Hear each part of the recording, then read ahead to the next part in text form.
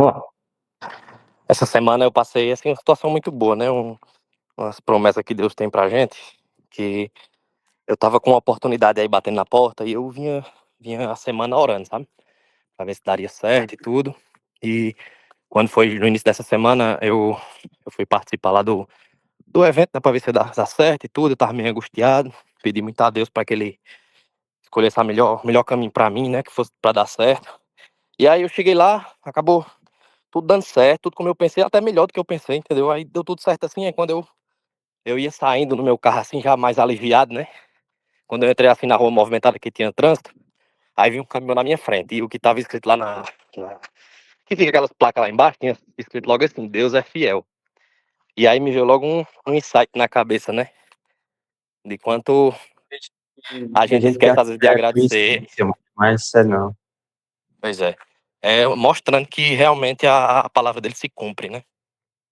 Verdade, verdade.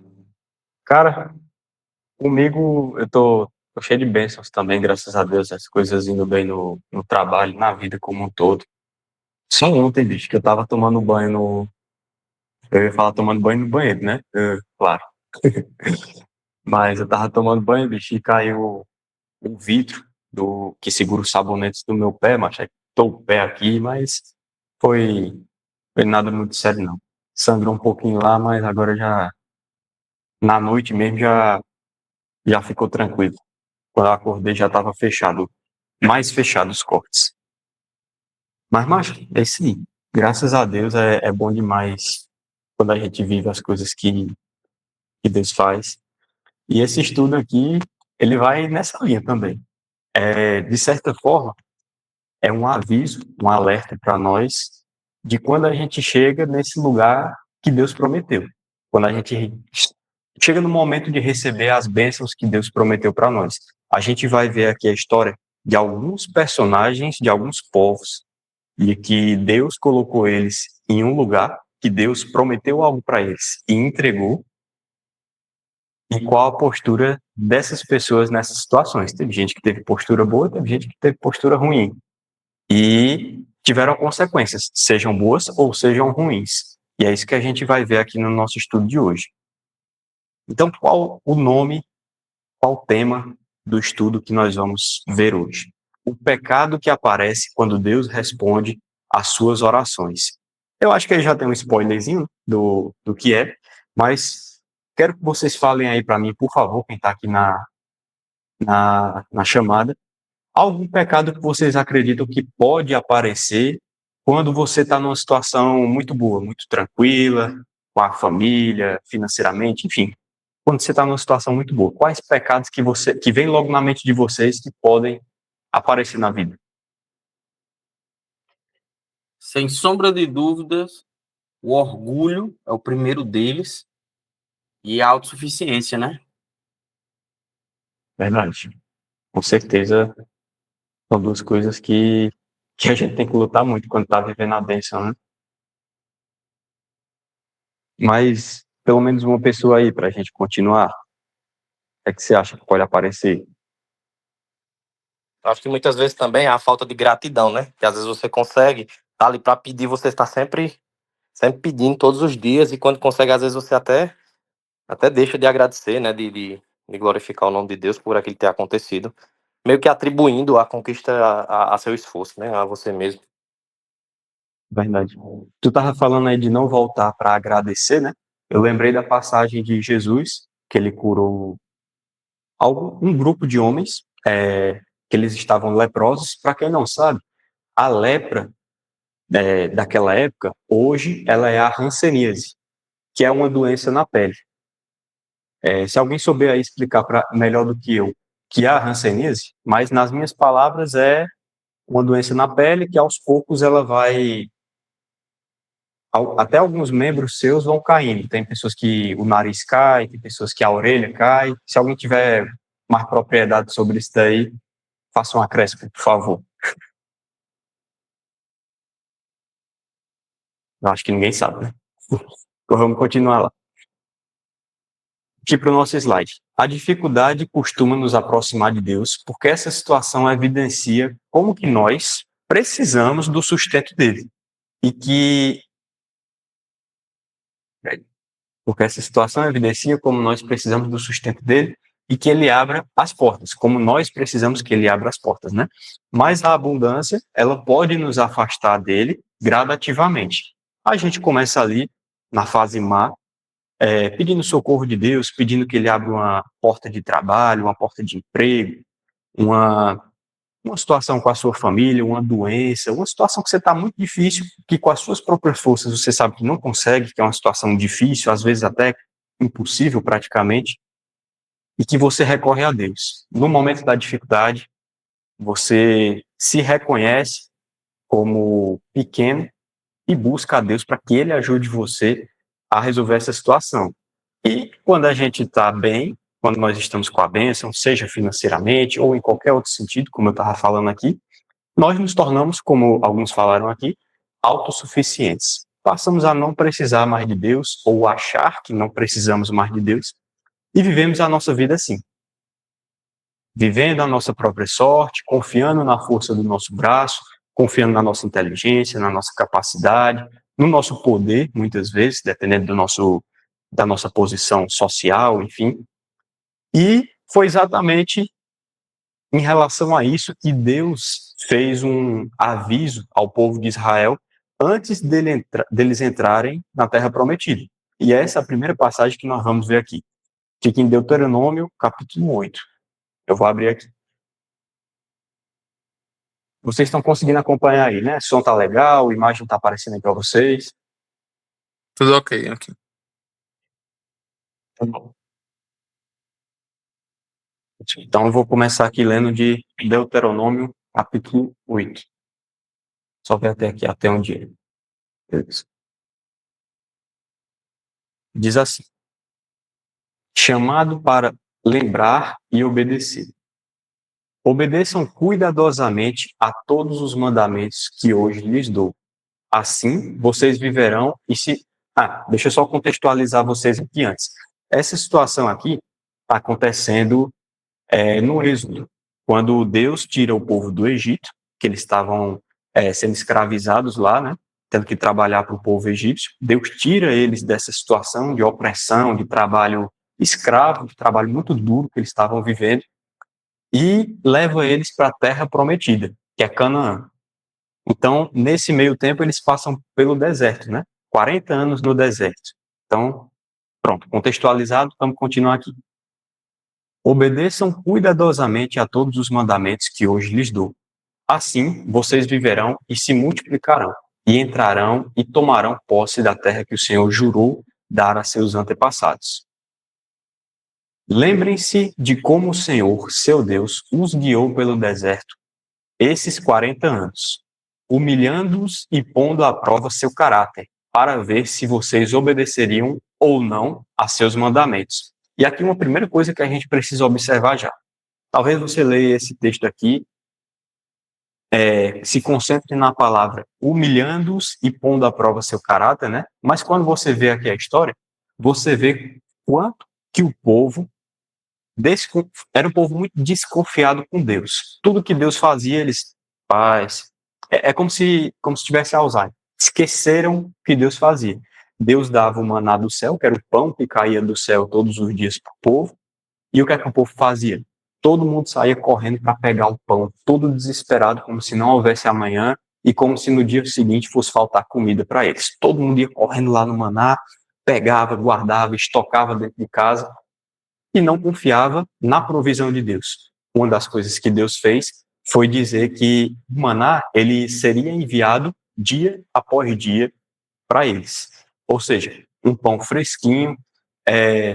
Algumas descrições que tem do maná dizem que o maná é como se fosse um pão de mel, como se fosse um pão meio docinho, muito gostoso, né? O que as pessoas explicam.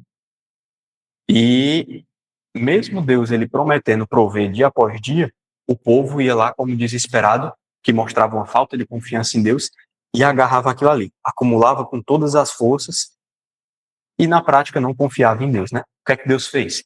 Deus ele fez com que aquele maná só serviria para aquele dia que ele tinha mandado. Você não poderia estocar esse maná. Se você estocasse, no dia seguinte você ia acordar com ele estragado. Deus colocou um tempo de validade de um dia no maná, né? Então pronto, primeira coisa. Deus humilhou, e como foi esse comportamento deles que causou essa humilhação? Foi falta de confiança em Deus. E Deus, através do deserto, queria colocar no povo uma dependência em Deus.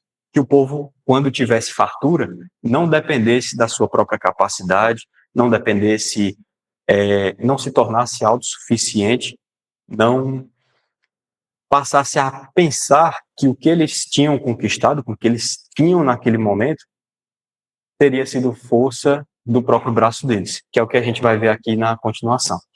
Então, continuando. Lembrem-se de como o Senhor, seu Deus, os guiou pelo deserto esses 40 anos, humilhando-os e pondo à prova seu caráter, para ver se vocês obedeceriam ou não aos seus mandamentos. Será que se você e eu fôssemos colocados, ou se nós já fomos colocados à prova por Deus em alguma situação, será que nós continuamos fiéis aos mandamentos dele? Primeira pergunta para a gente se fazer. Continuando. Sim, ele os humilhou, permitindo que tivessem fome. Em seguida, ele os sustentou com maná, um alimento que nem vocês, nem seus antepassados conheciam, a fim de lhes ensinar que as pessoas não vivem só de pão, mas de toda palavra que vem da boca de Deus, que vem da boca do Senhor. E o que é que significa isso daqui? Nós não vivemos apenas de comida, mas das promessas que Deus faz. Então, Deus prometeu que ia mandar comida, que ia dar água, que ia sustentar.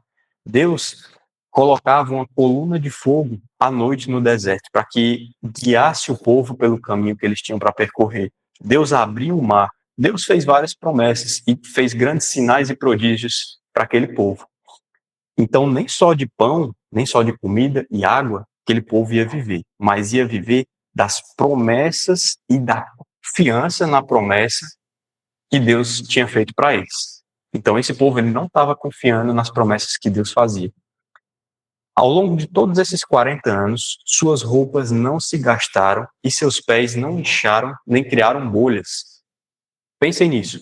Assim como o pai disciplina o filho, também o Senhor, seu Deus, disciplina vocês para o seu próprio bem. E assim é comigo e com você. Enquanto eu estiver falando, lendo tudo isso daqui, imagine a sua vida, imagine tudo que você já viveu, as situações que você já passou, se coloque no lugar deles aqui nessa situação. Continuando aqui no versículo 6. Portanto, obedeçam aos seus mandamentos, aliás, obedeçam aos mandamentos do Senhor, seu Deus, andando em seus caminhos e temendo a Ele. Pois o Senhor, seu Deus, está levando vocês para uma terra boa, com riachos e tanques de água, em fontes que jorram nos vales e colinas. É uma terra de trigo e cevada, com vinhedos, figueiras e romãzeiras, com azeite e mel. Observação aqui para nós.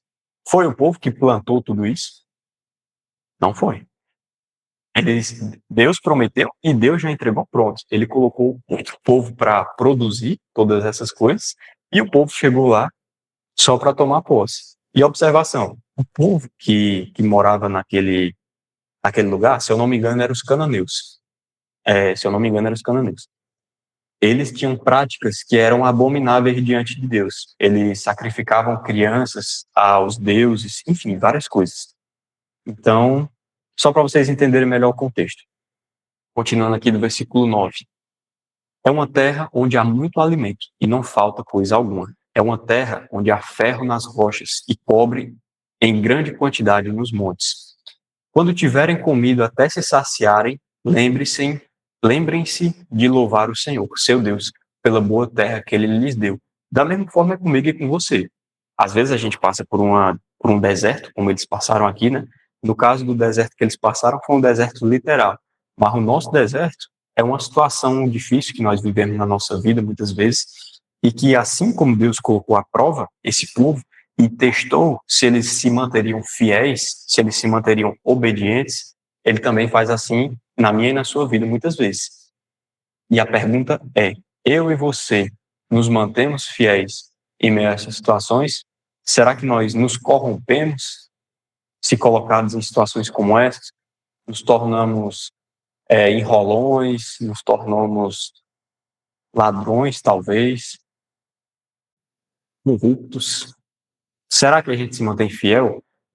Será que a gente, em situações que já viveu, teve essa fidelidade, que a gente se pergunte isso. Continuando aqui do 11. Tenham cuidado para que em meio à fartura não se esqueçam do Senhor, seu Deus, e desobedeçam aos mandamentos, estatutos e decretos que hoje lhes dou. Quando ficarem satisfeitos e forem prósperos, quando tiverem construído belas casas onde morar, e quando seus rebanhos tiverem se tornado numerosos e sua prata e seu ouro tiverem se multiplicado junto com todos os seus bens, tenham cuidado, assim comigo e com você. Quando Deus nos conceder uma prosperidade, uma bênção, nos mantenhamos alertas, para não ter esse coração endurecido que a gente vai ver aqui que o povo teve. Não se tornem orgulhosos e não se esqueçam do Senhor, seu Deus, que os libertou da escravidão da terra do Egito. Ele os guiou pelo deserto imenso e assustador, cheio de serpentes venenosas e escorpiões, uma terra quente e seca. Ele lhes deu água da rocha. Sustentou-os no deserto com maná, alimento que seus antepassados não conheciam, para humilhá-los e prová-los para o seu próprio bem. Humilhá-los e prová-los para o seu próprio bem. Fez tudo isso para que vocês jamais viessem a pensar: conquistei toda essa riqueza com a minha própria força e minha capacidade. Será que você, meu amigo, que está aqui, que é empresário, ou que é concursado, que estudou muito, ou que trabalhou muito para chegar no lugar que você está hoje, ou se você estuda muito para chegar nesse lugar que você almeja, será que você vai pensar assim quando chegar no lugar que Deus abençoou você? Mais uma vez eu digo aqui no versículo 17, fez tudo isso para que vocês jamais viessem a pensar: conquistei toda essa riqueza com a minha própria força e capacidade. Lembrem-se do Senhor, seu Deus. É Ele quem lhes dá força para serem bem-sucedidos, a fim de confirmar a aliança solene que fez a seus antepassados, como hoje se vê. E outra coisa, aqui nesse texto está falando que Deus dá força, né? Que é o principal. Porque assim, no meio do caminho, pode acontecer muita desgraça comigo e com você. A gente pode ficar doente, pode acontecer tragédias na nossa vida, na nossa família, que atrapalhem o nosso desenvolvimento. Você pode trabalhar com a internet e seu computador queimar. Você pode estudar de casa com seu computador, com seu celular, e os dois pifarem. Enfim, pode acontecer uma infinidade de coisas. Mas Deus ele dá forças e condições para nós sermos bem-sucedidos. E quando eu falo bem-sucedidos, não necessariamente é financeiramente, estou falando em todos os sentidos. Ter uma vida plena, uma vida em paz, uma vida abençoada em todos os sentidos. Então, é que ele lhes dá força para serem bem-sucedidos, a fim de confirmar a aliança solene que fez com seus antepassados, como hoje se vê. Uma coisa, porém, eu lhes garanto: se vocês se esquecerem do Senhor, seu Deus, e seguirem outros deuses, adorando-os e se curvando diante deles, certamente serão destruídos, assim como o Senhor destruiu outras nações em seu caminho. Vocês também serão destruídos caso se recusem a obedecer ao Senhor, seu Deus. Então, por isso que é um grande alerta. A gente sabe que o maior objetivo da vida de um ser humano, ele não deve ser quantos carros, quantas casas, quantas viagens, o que for. Nós vamos poder enterrar no nosso caixão. Primeiro que nós não vamos, né? O propósito da vida, como você já sabe, não é esse. O maior objetivo da vida de um ser humano é a salvação da sua alma. Porque, como dizem outros textos, né, que Jesus fala, do que adianta o homem ganhar o mundo inteiro e perder a sua alma? Então, primeira coisa é essa. Nós estamos lutando, nós estamos buscando o quê? A Bíblia já diz que quando nós alcançamos isso, é bênção de Deus. Ele permitiu que isso acontecesse. Ele deu forças para trabalhar para que isso acontecesse. Ele colocou situações para que isso acontecesse. Ele lhe apresentou pessoas, muitas vezes, para que proporcionassem uma condição melhor de você chegar até lugar. Eu vou colocar aqui a situação de empresário, que é o que vem na minha mente mais fácil. Mas você está lá, querendo montar sua empresa, querendo desenvolver seus negócios, e você está perdido. Aí Deus vai e coloca uma pessoa no seu caminho, que essa pessoa ela te ajuda a chegar onde você está querendo. Ela te ajuda a desenvolver sua empresa, desenvolver suas vendas, desenvolver habilidades em você que você não tem. E aí, quando chega lá no final, você fica pensando que aquilo você conquistou única e exclusivamente com a sua força, com a sua garra, com a sua vontade. Mas na realidade foi Deus que proporcionou todo aquele caminho para você chegar lá. É claro que Deus, ele proporciona os caminhos, mas é um trabalho de mão dupla, né? Nós precisamos nos esforçar e fazer acontecer. Fazer acontecer que eu falo é no sentido de arregaçar as mangas e fazer, né? E Deus abençoar os nossos caminhos. É necessário que essas duas coisas aconteçam. Vou voltar aqui para o nosso slide. Então, o alerta no tempo de abundância, que foi o que a gente conversou aqui. O perigo, ele não estava na riqueza. O problema não está em eu e você alcançarmos a prosperidade em qualquer sentido que seja. O perigo, ele é oração. De onde que vem a minha confiança? A minha confiança vem na minha inteligência, na minha capacidade, ou ela vem de Deus? Senhor, mesmo que eu não saiba como fazer isso aqui, eu te peço que o Senhor me guie, que o Senhor me oriente, que o Senhor me dê sabedoria para que eu possa alcançar esse objetivo. E outra coisa, sempre na sua oração você coloca: Senhor, é da tua vontade que eu alcance esse objetivo ou o Senhor tem outro plano para a minha vida? Se você for lutar atrás apenas do que você quer, você corre um grande risco de ser frustrado. Mas quando Deus coloca um desejo no seu coração, ele confirma que aquele desejo vem dele e a partir daí você pede ajuda a ele a alcançar aquele objetivo, meu amigo, não tem como dar errado não. É só você se manter firme, resiliente, continuando na jornada. Vão aparecer desafios como em qualquer lugar. Aqui no povo, quando eles estavam no deserto, eles foram atacados por povos inimigos, animais selvagens. Teve, entre aspas, falta de água. Eles chegaram lá em eu vou chamar de reservatório de água, um lagozinho que tinha lá. Chegaram lá, foram beber água. Quando beberam essa água estava amarga. Isso é um obstáculo. Eles não estavam querendo beber essa água. Estavam dizendo que a água era ruim, que era amarga. Começaram a questionar Deus. Por que Deus tirou a gente lá do Egito?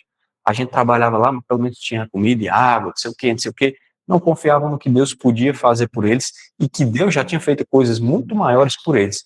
Deus já tinha aberto o mar vermelho para eles passarem. Deus não ia conseguir tornar uma água amarga em uma água doce? Ele ia. Então, na sua vida, se aparece um obstáculo, você começa a murmurar contra Deus, Deus, eu achava que o Senhor estava comigo nessa, aí aconteceu isso daqui, não sei o quê, não sei o quê. Deus, se você lê a Bíblia, isso traz fé para você. Tem um trecho na palavra, eu não lembro agora qual é o livro, mas diz que a fé vem pelo ouvir, e o ouvir da palavra de Deus. Então é por isso que é muito importante a gente ler a Bíblia, porque quando a gente lê, a gente passa a conhecer a Deus, e a gente confia em quem nós nos relacionamos. Se eu não tenho um relacionamento com Deus, se eu não conheço Ele, confia nele. Tu chega lá na rua, aí chega uma pessoa para você e para. Ei, vamos pular eu e tu da ponte? Obrigado, Ítalo. Romanos 10, 17. Chega um cara lá com você quando você está caminhando na rua, aí você chama você para pular da ponte. Você vai? Você não conhece um cara? Mas agora se Jesus, você confiando em Jesus, você confiando em Jesus, ou a sua mãe diz, filho, vamos pular aqui e vai dar tudo certo.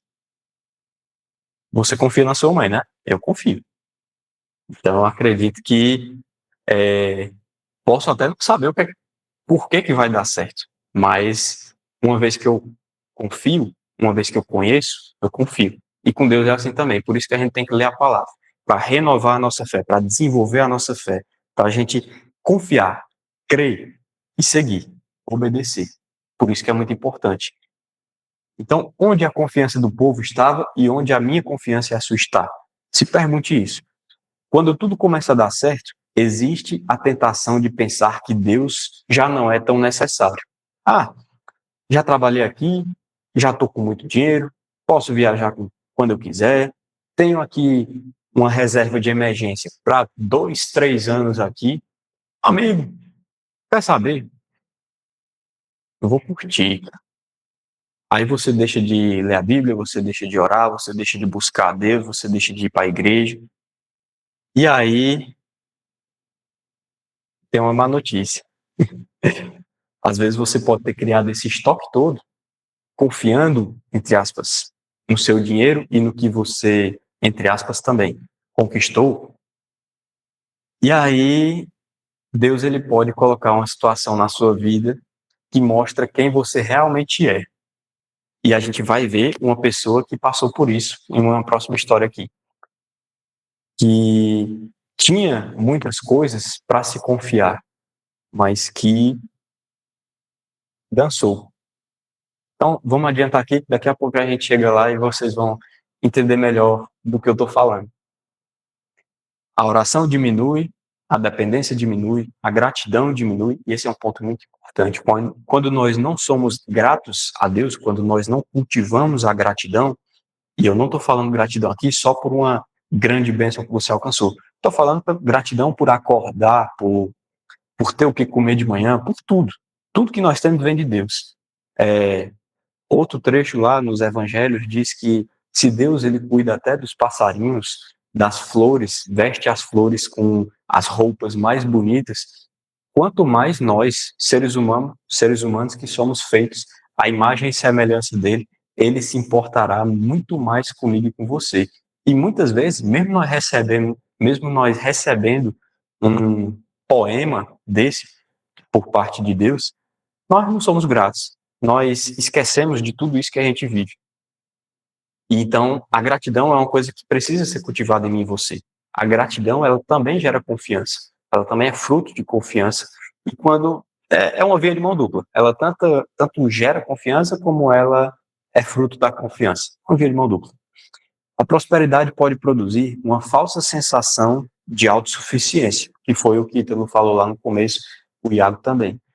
Então, quando nós temos muito dinheiro, temos muitas coisas para nos apoiar, pessoas influentes, tantas coisas, nós paramos de depender de Deus e confiamos mais nos nossos relacionamentos, nos nossos contatos, na nossa conta bancária, na nossa reserva de emergência, como eu estava falando aqui, no nosso pai e na nossa mãe, muitas vezes. Creio que vocês sabem que meus pais, eles vivem bem, têm boas condições, mas quando eu casei, Deus, ele me botou nesse deserto aí que a gente está falando. Ele me botou nesse deserto e disse, ó, confiança em papai e mamãe, ó, eu vou ensinar você a confiar em mim agora. E você vai ver que quem sustenta você sou eu.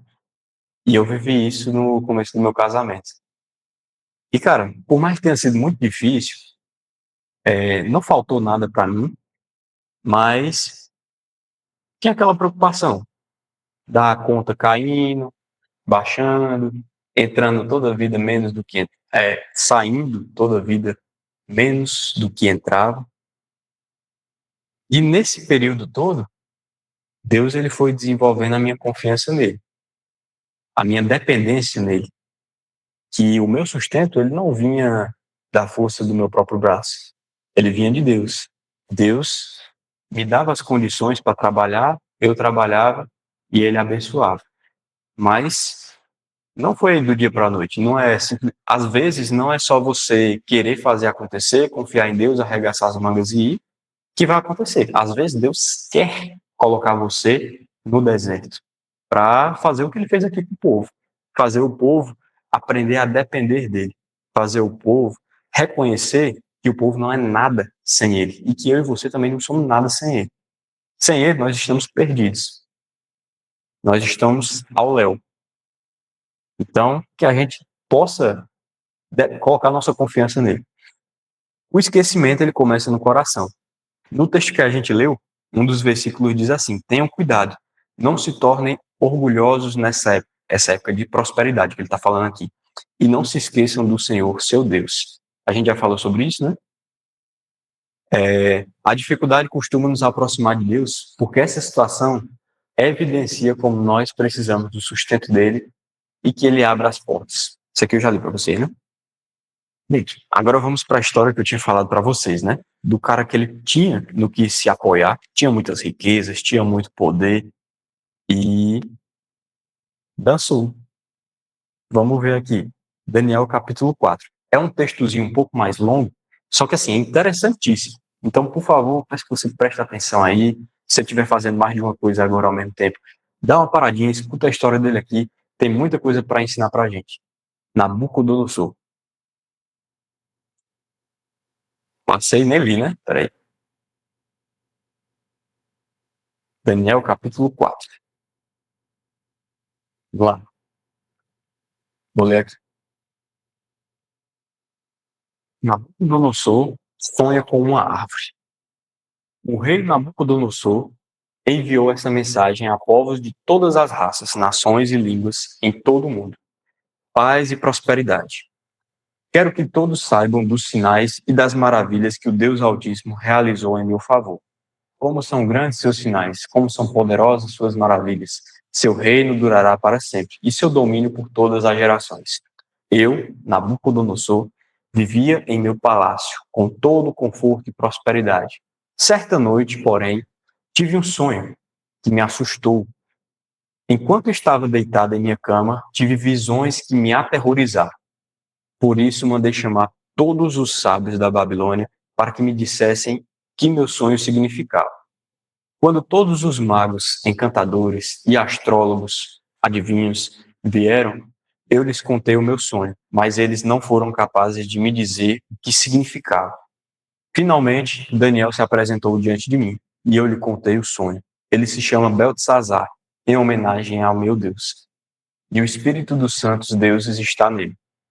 Disse-lhe, Beltesazar, chefe dos magos, sei que o Espírito dos Santos Deuses está em você, e que não há mistério que não possa resolver. Agora, diga-me o que meu sonho significa. Enquanto estava deitado em minha cama, tive um sonho. Vi uma grande árvore no meio da terra. A árvore cresceu e ficou muito alta e forte. Chegava até o céu e podia ser visto por todo mundo. Suas folhas eram verdes e novas, e ela era cheia de frutos para todos comer. Animais selvagens viviam à sua sombra e aves faziam ninhos em seus ramos. O mundo todo se alimentava dessa árvore. Então, enquanto eu sonhava, vi um mensageiro, um ser santo, que descia do céu, e o mensageiro gritou: derrubem a árvore e cortem seus ramos. Arranquem suas folhas e espalhem seus frutos. Espantem os animais selvagens de sua sombra e as aves de seus ramos. Mas deixem na terra o toco, com suas raízes, preso com um anel de ferro e bronze e cercado de relva verde. Que seja molhado pelo orvalho do céu e viva como os animais selvagens, em meio às plantas. Durante 7 períodos, terá a mente de um animal selvagem. Peraí, aqui, ó. Durante 7 períodos, terá a mente de um animal selvagem, em vez de mente humana. Por isso foi decretado pelos mensageiros. Foi ordenado pelos seres santos para que todos saibam que o Altíssimo domina sobre os reinos do mundo. Ele os dá a quem ele quer, até mesmo a pessoa mais humilde. Isso aqui no sonho ainda. Beltesazar, esse foi o sonho que eu, rei Nabucodonosor, tive. Agora, diga-me o que significa, pois nenhum dos sábios de meu reino foi capaz de interpretar. Mas você pode fazer, pois o Espírito dos Santos Deuses está em você. Ao ouvir isso, Daniel, também chamado Beltesazar, ficou atônito muito tempo, aterrorizado com o significado do sonho. Então o rei lhe disse: Beltesazar, não se assuste com o sonho, nem com o seu significado.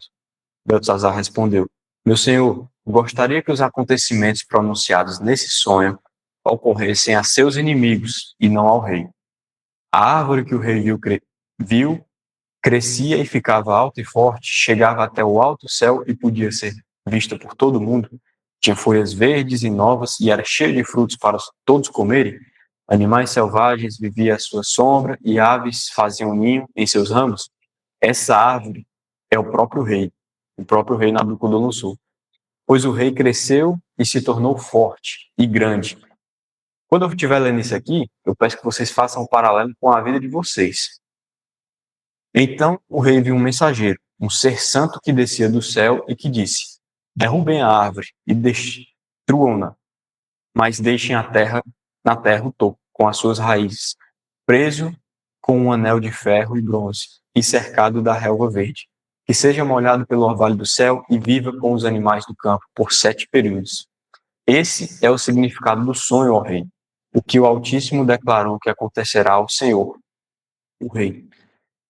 O rei será expulso do convívio humano e viverá nos campos com os animais selvagens. Comerá capim como os bois e será molhado pelo orvalho do céu. Viverá nesse modo por 7 períodos, até entender que o Altíssimo domina sobre os reinos do mundo e os dá a quem ele quer. Antes da gente continuar aqui, percebeu? O que é que aconteceu com um homem que acreditava que ele era detentor de todo o poder, que era próprio Deus na terra? Tem outra passagem que vai dizer nessas palavras que eu estou dizendo aqui para vocês, que o rei Nabucodonosor, ele se enxergava como Deus na terra. E o que é que aconteceu com a pessoa que confiava tanto em si próprio, em que se considerava maior do que o próprio Deus Altíssimo, mais capaz de conduzir a sua vida do que o próprio Deus? Aí, continuando aqui, viverá desse modo por 7 períodos, até entender que o Altíssimo domina sobre os reinos do mundo e os dá a quem ele quer. Lembrando, de que modo que o rei foi condenado a viver? Ele foi condenado a viver como um animal, no pasto, assim como o boi, comendo capim. Então, isso aqui foi o que foi dito que aconteceria com ele. Vamos ver a continuação. As raízes e o tronco, porém, foram deixados. Isso significa que o Senhor receberá seu reino de volta, quando tiver aprendido que o céu domina e Deus domina. Isso aqui é muito forte, cara. Fico impressionado.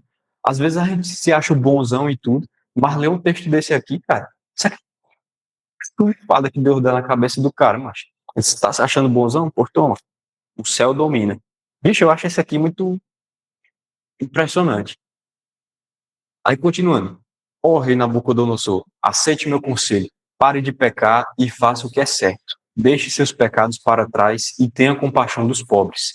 Quem sabe, então, o rei continuará a prosperar. E agora nós vamos para o cumprimento do sonho. Tudo isso, porém, aconteceu ao rei Nabucodonosor. 12 meses depois, ele caminhava sobre o terraço de seu palácio na Babilônia e disse: Vejam a grande cidade da Babilônia. Com o meu próprio poder, observem o discurso que ele faz. Com o meu próprio poder, construí essa cidade para ser o centro do meu reino e para mostrar o esplendor de minha majestade.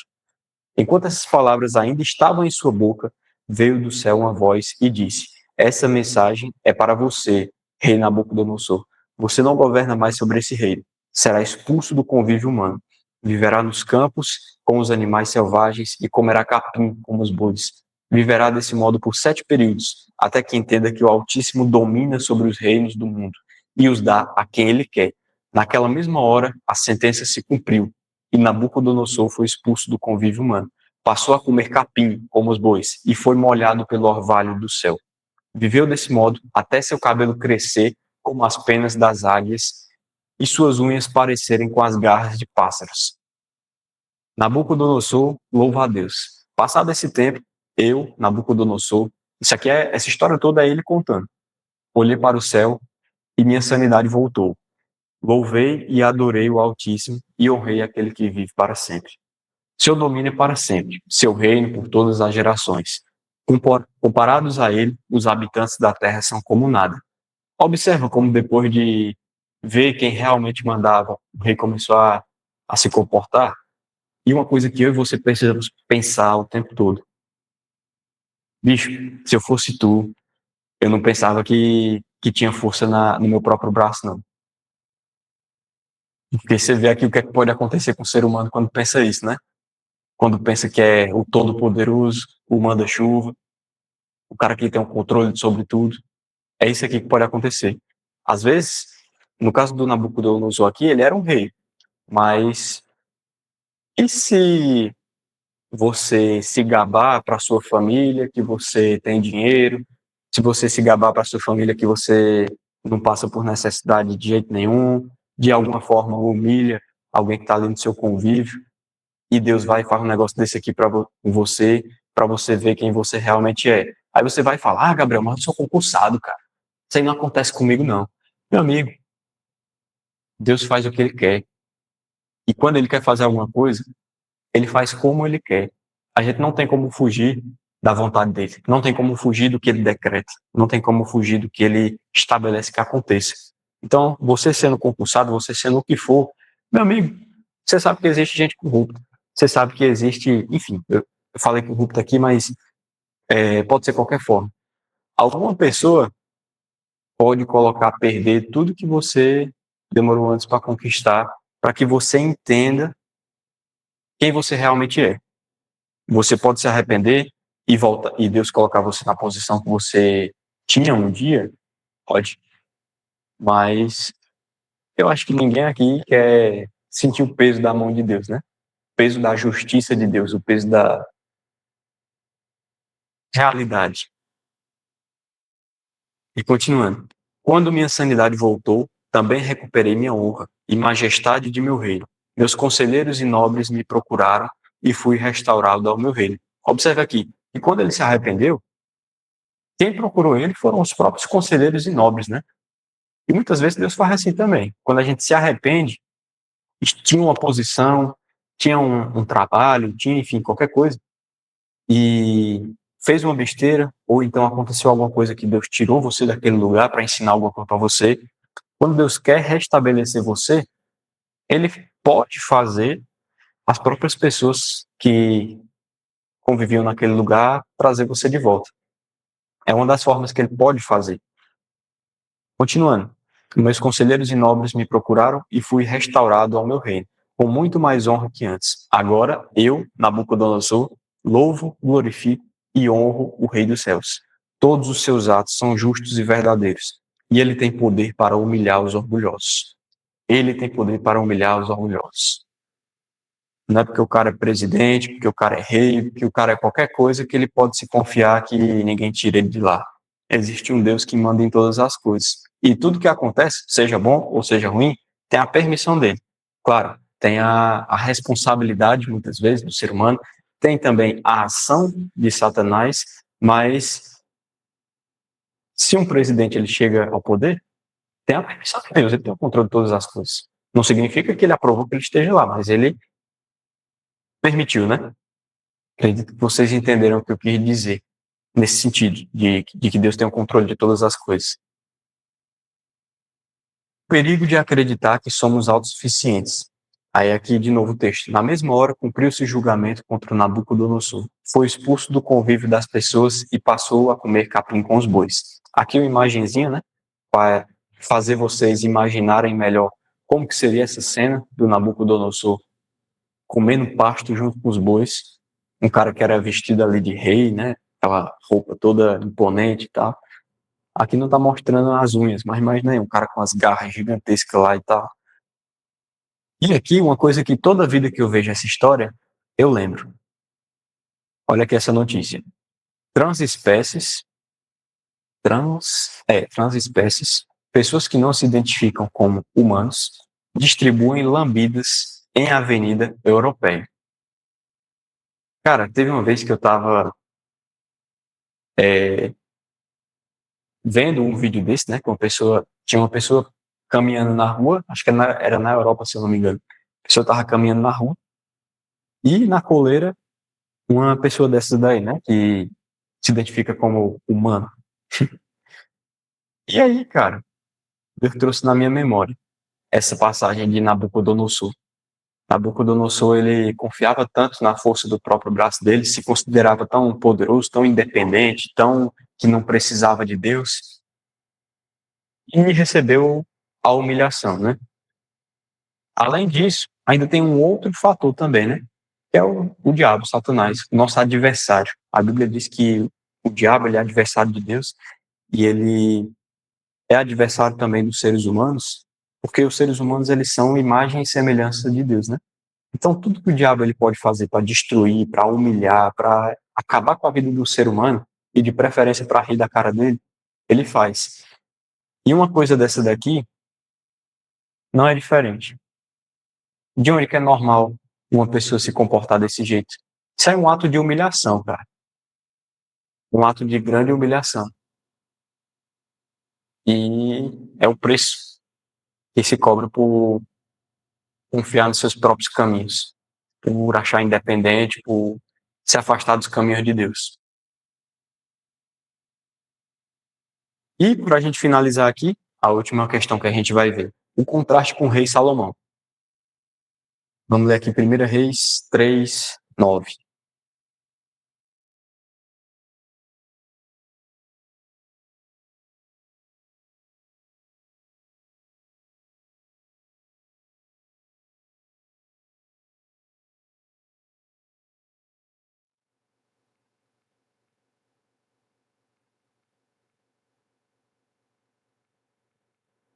Vou começar aqui, do começo mesmo. 1 Reis 3, 9. Salomão fez um acordo com o faraó, rei do Egito, e se casou com uma das filhas dele. Trouxe para morar na cidade de Davi até terminar a construção do palácio real, do templo do Senhor e do muro ao redor de Jerusalém. Nessa época, o povo de Israel oferecia sacrifícios nos altares das colinas de suas regiões, pois ainda não havia sido construído um templo em honra ao Senhor. Salomão amava o Senhor, seguindo os decretos do seu pai, Davi, exceto pelo fato de oferecer sacrifícios e queimar incenso nos altares das colinas. Por que tem dizendo isso daqui? Exceto por oferecer sacrifícios, o templo não tinha sido construído ainda. Então, foi uma das coisas que Salomão teve o desejo de fazer depois dele reconstruir o templo. E o lugar apropriado para fazer, existia um lugar apropriado para fazer os sacrifícios, como esse lugar estava destruído nessa época, então Salomão fazia diferente de Davi, nesse sentido. O lugar de adoração mais importante ficava em Gibeon. Por isso, o rei Salomão foi para lá e ofereceu 1000 holocaustos. Naquela noite, aqui a parte mais importante aqui porque a gente está conversando, naquela noite o Senhor apareceu a Salomão num sonho e lhe disse: peça o que quiser e eu lhe darei. Salomão respondeu: tu mostraste grande amor leal ao teu servo, meu pai Davi, pois ele foi fiel, justo e verdadeiro diante de ti. Agora, continuaste a mostrar teu grande amor leal, dando-lhe um filho para sentar-se em seu trono. Agora, ó Senhor, meu Deus, tu me fizeste reinar em lugar de meu pai, Davi, mas sou como uma criança pequena, que não sabe o que fazer. Aqui estou, no meio do teu povo escolhido, uma nação tão grande e numerosa que nem se pode contar. Dá a teu servo um coração compreensivo, para que eu possa governar bem o teu povo e saber a diferença entre o certo e o errado, pois quem é capaz de governar sozinho esse teu grande povo? O Senhor se agradou do pedido de Salomão. Por isso, Deus respondeu: uma vez que você pediu sabedoria para governar meu povo com justiça, e não vida longa, nem riquezas, nem a morte de seus inimigos, atenderei a seu pedido. Eu lhe darei um coração sábio e compassivo, como ninguém nem teve nem jamais terá. Também lhe darei o que não me pediu, riquezas e fama. Nenhum outro rei em todo o mundo se comparará a você pelo resto de sua vida. E se você me seguir e obedecer a meus decretos e mandamentos, como fez seu pai Davi, eu lhe darei vida longa. Então Salomão acordou e percebeu que tinha sido um sonho. E aqui é a continuação do texto, né? Mas qual a parte principal aqui para nós? A intenção do coração. Aqui está essa imagem aqui, mas é porque não deu tempo de colocar outra. Eu ia colocar uma imagem aqui de Salomão. Mas qual é a grande questão aqui para nós? A intenção do coração. Muitas vezes você busca riquezas. Quando eu falo você, eu me incluo nisso, tá? Eu e você procuramos riquezas, bens e tudo. Mas qual a intenção do nosso coração? Salomão mostrou aqui qual era a intenção do coração dele nessa passagem, né? Ele pediu, numa oportunidade que ele podia pedir riquezas, morte aos inimigos dele, várias coisas. Ele escolheu pedir sabedoria para conduzir o povo de Deus, para fazer o trabalho que ele tinha que fazer de forma bem feita. E isso mostra a intenção do coração dele naquela época, né? Então, se Deus pedisse a mesma coisa de você, se ele pedisse que você escolhesse qualquer coisa, o que é que você escolheria? O que você escolher pode mostrar do que o seu coração está cheio. Às vezes, uma suposição aqui, se eu perguntasse aqui para vocês ativarem o microfone e falarem o que é que vocês pediriam para Deus? talvez vocês me dissessem coisas bonitas, né? Eu me incluo nisso, viu? Talvez nós, vou mudar, vou dizer nós. Talvez nós falássemos aqui coisas bonitas. Ah, eu pediria a Deus um coração perdoador.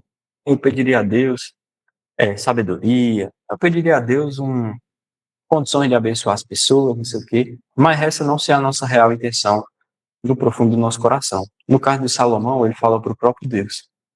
E essa realmente era a intenção do coração dele naquela época. Mas aí entra uma questão. Nosso estudo todo aqui, ele foi no perigo, no pecado, que aparece quando você recebe as bênçãos de Deus, né? Salomão, ele recebeu prosperidade, fama, riquezas, sabedoria que ele tinha pedido, recebeu todas essas coisas. Mas ele não teve tanto cuidado assim em manter o seu coração dependente de Deus, como a gente viu aqui no estudo. E vamos ver o que aconteceu, né? Infelizmente, mais tarde, quando acumulou riquezas, poder e muitas alianças, seu coração foi se desviando. E no caso de Salomão, o que é que contribuiu para esse desvio dele dos caminhos de Deus? Está aqui em 1 Reis 11:4. Na velhice de Salomão, suas mulheres desviaram seu coração para outros deuses. Ele não permaneceu inteiramente fiel ao Senhor, seu Deus. Então, no caso de Salomão, o que corrompeu ele foram as mulheres. Ele tinha se casado com mulheres de vários povos, né? Eu não sei explicar aqui para vocês com propriedade. Então, se tu souber falar aí, tu pode contribuir sobre isso aí. Mas nesses casamentos que o Salomão teve, muitos deles, alguns estudiosos dizem que foram casamentos políticos, né? Então, por exemplo, eu queria fazer um negócio ali com o povo do Egito. Ah, eu caso com a tua filha, faraó. Aí queria fazer um negócio com um povo de outro lugar. Então tinha muito esses casamentos por negócio, né? Então tem estudiosos que dizem que não era literalmente uma esposa, né? Salomão teve mais de 900 mulheres, mas eles dizem nesse sentido que essas 900 mulheres, muitas delas tinham sido por conta desses acordos, né? Esses acordos comerciais, que na época era normal, não significa que era certo, mas acontecia. E aí Salomão ele se desviou dessa forma. Ele saiu do foco através das mulheres. Através das mulheres, no sentido de que deixou-se levar pelos prazeres também, né? Teve esses políticos, mas também teve a questão dos prazeres que ele foi atrás. E aí, pelo menos a boa notícia é que depois de ter vivido isso, ele se arrependeu dos pecados que ele cometeu ao longo da vida dele e voltou aos caminhos do Senhor. Assim, o importante para nós é isso. Salomão, ele viveu até a velhice. Mas será que você vai viver até a velhice? Uma coisa que a gente sempre fala aqui, né, nas nossas lives. Será que você vai chegar até o final da sua vida? Na sua cabeça ali, você acha que vai viver 80 anos, acha que vai viver 85, 90, vai ter uma vida longa. Mas, como a gente sempre fala aqui, nós não sabemos quanto tempo nós temos de vida.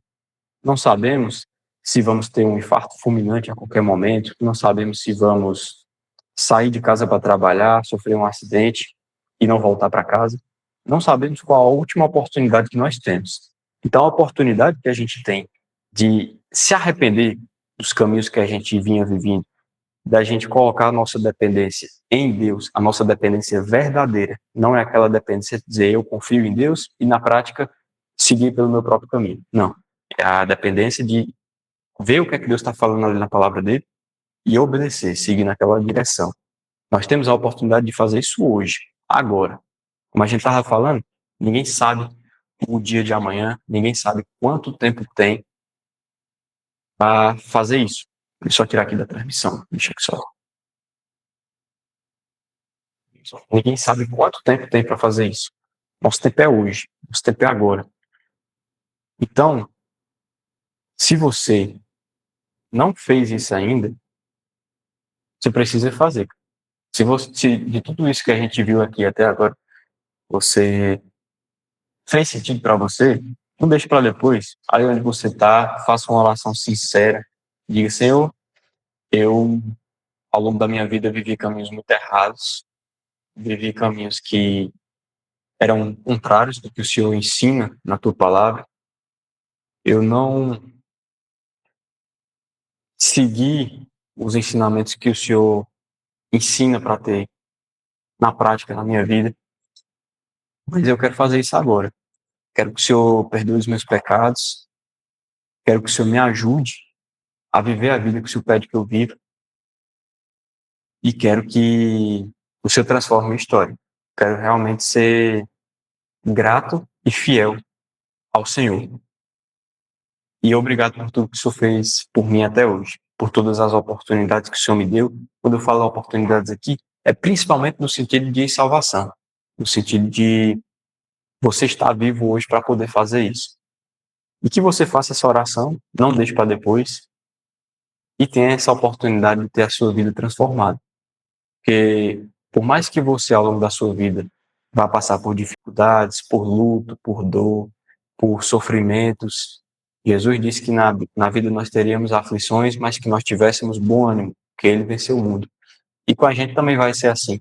Nós já vencemos através dele. Mas enquanto estamos aqui nessa terra, precisamos ali nos mantermos fiéis, lutar, porque é uma luta, até chegar o dia que Cristo vier nos buscar. E quem é que Cristo vem buscar? Aqueles que seguem os caminhos dele, que creem nele como Senhor e Salvador e que buscam na prática os caminhos que ele ensina na palavra dele. Então, pessoal, nosso estudo foi esse. Fazer a oração aqui para a gente encerrar e que Deus abençoe os caminhos de vocês, tá bom? Senhor Deus e Pai, que o Senhor conduza a vida dos meus irmãos que estão aqui, dos que vão assistir depois. Que o Senhor abençoe cada um deles, que o Senhor os guie nos teus caminhos e que o Senhor possa nos ajudar nessa caminhada, direcionar os teus caminhos. É assim que eu te oro e te agradeço. Em nome de Jesus, amém. Então, valeu, pessoal. Deus abençoe vocês. Bom resto de semana.